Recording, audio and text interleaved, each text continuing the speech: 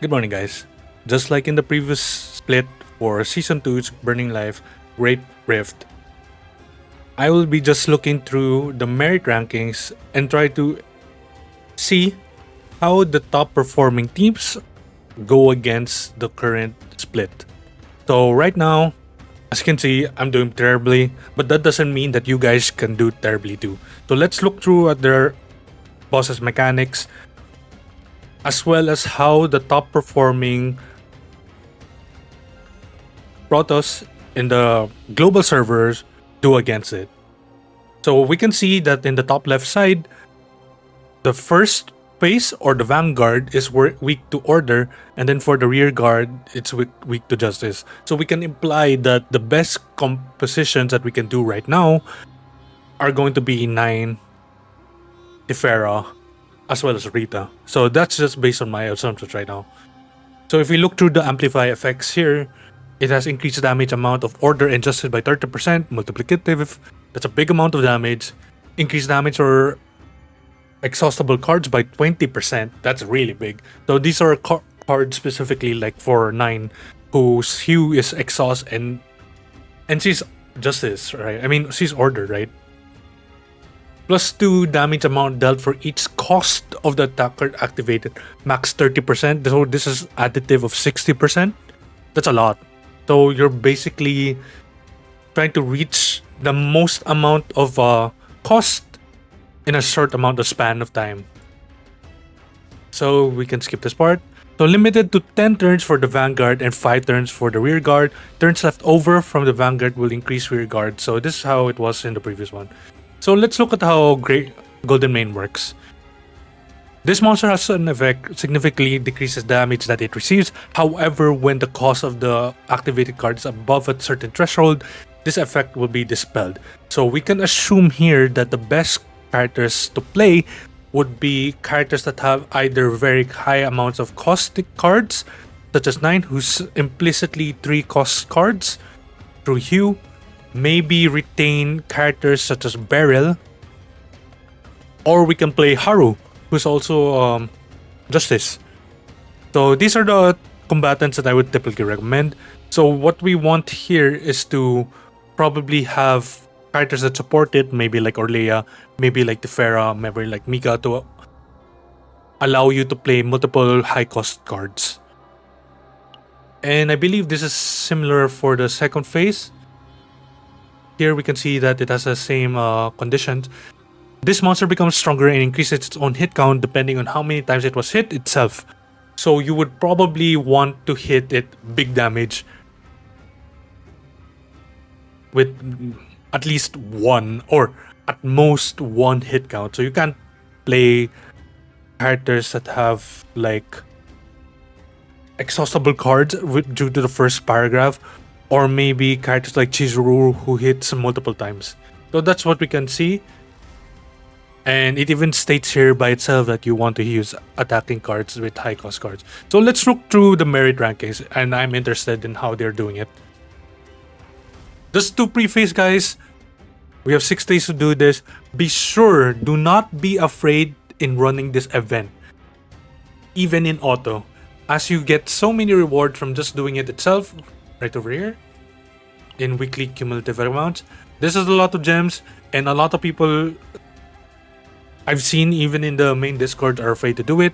I personally haven't done it because I'm busy as of recent, but I've made sure that I've been able to do this weekly thing weekly. Okay, let's look through the merit rankings. If we look here in the Masters, which is the top performing ranking, here for Horo, in the global server at least, they're running 9, as expected, who's running Ironclad, Fighting Spirit, and Spore. Spore is notorious for allowing 9 to shine really hard because of the apply vulnerable, allowing her to hit so hard. And this is just a typical Ironclad with a Fatal Strike God Epiphany, which is free AP cost. And you can see this is how they did a lot of the damage. I'm assuming they ended the first half really fast and then allowed the second half to hit so hard because they finished the first stage quite fast. Here we can see this is just a draw Veronica with an AP God Epiphany duplicated twice. Okay, let's wait. I'm interested in the weapon that they have. So Millennium Arbor, this is a really good card. Allows vulnerable for the enemy. Because of Hue, this activates it innately. And it has the God Reforged as well as the Reforged with the increased damage amount. So increased damage amount of attack cards by 20%, that's a huge amount of damage. And then increased damage amount by 12% in the event that they countered. It's not necessarily... It's a general attack bonus. So this is a really good 9 deck with an amazing upgrade. Second one, I think this is what made it hit really hard. Of course, is Mask of Flames, which is a mythic. Increased damage amount to vulnerable targets by 35%. This is huge. Conditional, but it's a huge damage. And then lastly, plus additive 25% damage amount. So here, Tentacle of Chaos, this gives plus 8 allies attack. And then at the start of turn, draw an exhaustible card of this unit. It has none, so it doesn't use it particularly. And gives a additive shield, which is really good. This one provides a good defensive options as it has exhaustible cards over here. And then stockpile, since this is still a good one regardless. Mika, we can see she's an AP buffer. So the goal here is to pump up a lot of bonuses through morale and attack buffs to make 9 hit as hard as she can against a vulnerable target, which is frankly at the start of the turn. So I'm assuming that they applied vulnerable, hit it really hard with Hue level 3 because of the fighting spirit copies that she has. Okay, let's look at the second team that they run. They're running Rita as main DPS. Let's look through the gear. Plus 18, this is really good. This is from the Cthulhu like monster. Damage amount to exhaustible cards. So if you're looking at Karma of Fate, I believe it should hit really hard. So they're running Chrono Archon that gives cashback of Chronicles whenever you activate. Yeah, so how I'm seeing this is that they're running DPS Rita and then using the Fate Imprint as the main damage dealing thing. And then for the Flame of Eternity, increases damage amount of cards of cost 1 and above. So they're running this 100, this alone, if you run these three, 160% multiplicative damage increase. And then you use Time Paradox when you have 6 Chronicles. And then you spam the 2 cost Fate Imprint. Big damage. Straight up. Just straight up big damage. Let's look through. They even have the Fairy Crowns, which gives plus 6% crit chance. Amazing. Increase damage amount of 2 costs or higher cards by 25%. Fate Imprint innately is 2, and then it increases cost, so this activates inherently. And then last, Verdant Knight. Just a straight up good accessory. Wow. Okay, let's look through the Tefera. So they have the Quantum Shield, which allows you to predict and has 1 AP. They duplicated it twice. So what they're doing here is that this is just an AP generator, so that they can spam they can spam Rita to hit hard. I see. Quite simple, quite straightforward, and it's in line to what we've expected from the game, from the mechanics of Golden Mane. And then lastly, Mika, this allows holy Source of Water times 4, 3 duplicated. So what they're doing is they're buffing through, they're doing card draw and getting in AP through Tefera, and then getting morale through Mika before using Fate Imprint and using her Eagle skill to use. No, that's how I assume the combat was like. As always, you can always reload or refresh through EP skills to get the optimal effect, but it seems that we're still following the trend we're in. The newly introduced characters per seasons are typically the best performing characters for the Nebula. I mean, the Great Rift. Okay, let's look out for some interesting builds here. Here for under Quan, they're running the boy, the great. Holy. So here's how I'm expecting it. They have Ironclad. It would seem to me that they're using Wind Charge for the multi-hit on Hugh.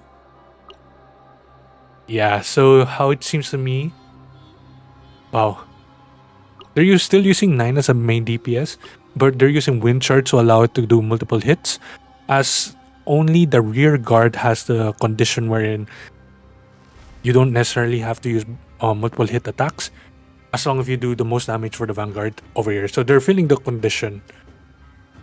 As for the gear, this is still quite similar to the first one we saw. Okay.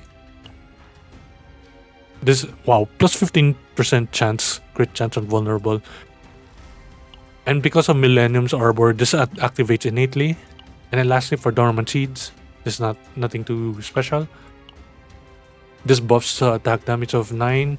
Not too important for 9 as she's defense scaling. Nihilum Battle. This, I'm not sure if this works against Golden Mains. I don't believe it does. As for Chizuru, we can see that they apply Curse Shackle, draw 1. Okay, so how we're doing it, I believe, is that apply Curse Shackle, use 9 to hit it multiple times with Wind Charge, and then you finish it off with Shadow of the Moon, probably, and then just cycle through it. Nothing too special. The key thing here is still 9, doing a lot of damage, and with the additional hit chance, he's doing more damage. Next one would be Rita. Quite similar to the previous one, but they're building them as a draw engine. They still have if you can see the trend, each Chrono Archon seems to be the best one is the first Epiphany when Chrono Ascension is removed, or you end your turn, or you use it all, you gain 3 Chronicles back to be usable next turn. And then they have Vulnerable here on time axis. Not too sure why. Maybe it seems to me that they're applying Vulnerable first before using Faint Imprint to deal a lot of damage. And they have the Glorious Resistance here. Interesting. Exhaustible cards, so this works on Faint Imprint. Okay. Tefera seems to be the same case wherein they just buff the damage of Rita. Yeah, so these two are just AB generators and draw engines so that Rita can deal a lot of damage. Okay, so what I've been seeing, if we look here in the trend, the most important DPS numbers comes from both Rita and 9. So there are some differences that you can tell, but it's mostly just Rita and 9, Orleia, and Beria. If we look through the others, they seem to be just copying the other top performing ones. Some interesting ones could be here for Calipe and Beryl, as they innately have 2 costs above. But it generally seems to be in the same case. So if I were to improve my own runs, if I do get the time, it would just be running 9 for the first team with Tefera, and then latter would be running Rita. So that's it from my analysis.